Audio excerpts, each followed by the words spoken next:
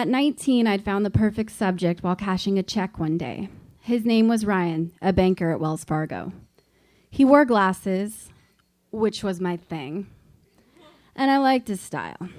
So this was a deep attraction. He looked at me with tenderness and really took an interest in what I was saying. I had only stated that I might open a new account, but this guy really cared. The lines between someone doing their job and someone hitting on me were blurred beyond all recognition. I was like that guy that goes to a strip bar and says, "Hey, bro, do you see that girl over there? She came up to me and she started taking her clothes off and grinding against me. She wants it. She's totally into me." As far as I was concerned, Ryan wanted it. So my friends and I devised a plan to investigate him without being too overt. I showed up at his financial institution dressed in all black with a 1950s headscarf around my head, sunglasses in hand. I'd read far too many Nancy Drew novels as a kid and trusted that I'd be inconspicuous like this, which was the complete opposite of what was actually taking place. If you ever want people to take in your existence in its entirety, wear all black and sunglasses at night. They'll stand there tilting their heads like dogs when they've heard a strange noise. The only saving grace is that they won't speak to you because they're afraid. We started with a phone call to the bank claiming that we were his friends from out of town and wanted to surprise him by leaving a note on his car. His coworker informed us of which vehicle was his and the time he'd be off. We took our calls a step further after we looked him up in the phone book. My friend dialed and still played the role of his friend from out of town, inquiring about his current relationship status and place of residency. His parents were far more trusting than his coworker and told her that he was going bowling after work, provided the name of the location and the address of the house he'd be staying at for the evening. Some people are far too lacking in skepticism. We could have been planning to waterboard him, and they made it so effortless. Fortunately, we were all very well-rounded people. Maybe a little too curious, perhaps lacking in boundaries, but overall well-adjusted. We followed him to the bowling alley. I was shaking like I used to when I was taking too many diet pills. We waited in the parking lot, and we were determining which one of us would have to go in, and it couldn't be me. Back then, I'm so sorry. Okay. Back then, I believed clothing said a lot about a person, and I wanted to see what he would look like outside of work. I had standards. Yes, they were shallow, but the petty bar had been set. She entered and then quickly exited the building with a look of bereavement on her face. "I'm really sorry, Holland." He was wearing carpenter jeans and an anime shirt. I looked down at my feet with compunction. How embarrassing. If his attire said anything about his character, he was probably a youth pastor. Or a gamer. I'm most likely a virgin. So we would have that in common. Although Ryan was no longer a love interest for me, the idea of getting caught still held our attention, and we wanted to see how long we could get away with it. We were juveniles playing Harriet the Spy. After he left, we discreetly followed him on his commute to his friend's house. Drowning in peer pressure, I followed my friends as we journeyed over to the house and peeked inside. I despised the feeling that came over me. I'd flash back to the days of doorbell ditching in my neighborhood and feeling like a complete asshole. The slowest runner and a huge jerk for making someone come to the door, only to run away from them.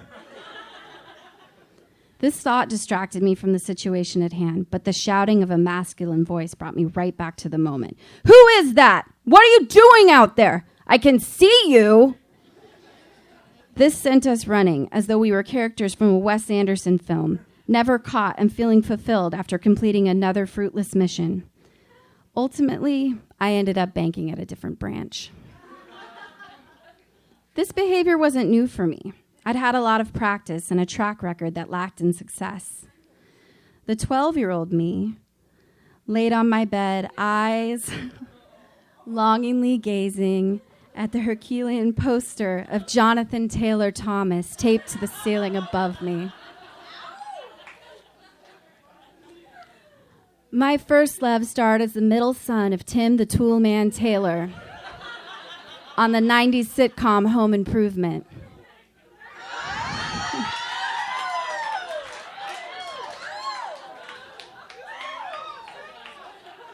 He wore overalls, sans the fastening of one strap, acceptable and hip at the time.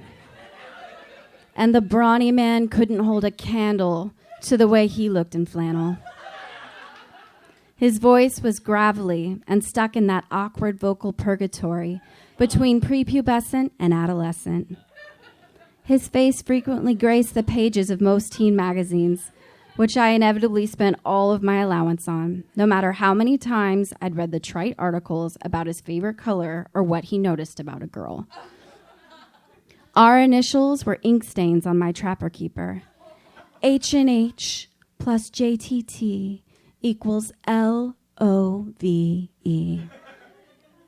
To quote Tiger Beat magazine, JTT was HOT.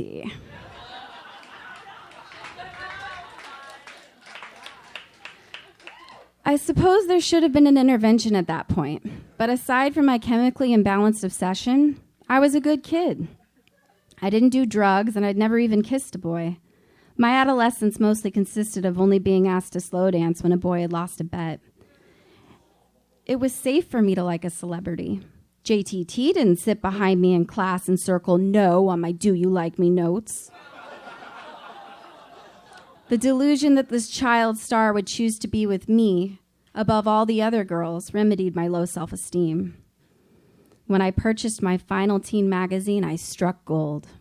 His agent's name was listed in an article about Jonathan. This was it. I'd call information, get the agent's number, call the office, and get Jonathan's number. The plan was flawless and simple, like our soon-to-be romance. As the phone was ringing, I had no insight into what I would say, but it didn't matter. If this was the right place, I was one step closer to meeting my better half. My utopian conversation was about to be complete. I waited for the receptionist's response with the optimism of a child on Christmas morning. Within the same second, she crushed my dreams and hung up. This was clearly not the response I'd anticipated. She was screwing with our serendipity and my hormones. Hope was not lost. I was resourceful.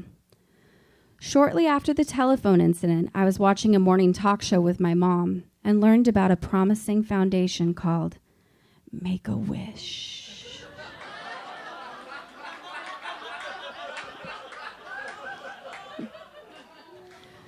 To my understanding, this was a foundation to which you composed a letter explaining your ultimate wish, including why you were special enough to have it granted. Now, this was a cause I could get behind. A foundation that was all about helping people that really deserved it. Like me. I got to work immediately and began transcribing what is probably the most ignorant letter the Make-A-Wish Foundation has ever received. The tale of a preteen in perfectly good health requesting to spend a week on the set of Home Improvement with Jonathan Taylor Thomas. A letter with the word "really" used countless times.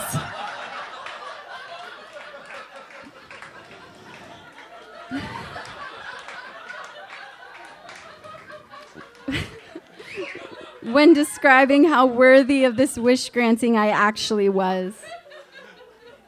When explaining my feelings for JTT, I disclosed that my heart melted into sprinkles of love dust whenever I saw a picture of him. I didn't know what love dust was, but it sounded poetic. I made sure to let them know that I was aware a week might be too much to ask for, and I'd be willing to take 3 days if that was the best they could do. I didn't want to be greedy. After a month of anxiously waiting for a response, I received a letter of rejection explaining that they couldn't grant my wish at that time. I guess I wasn't the type of sick person they could help.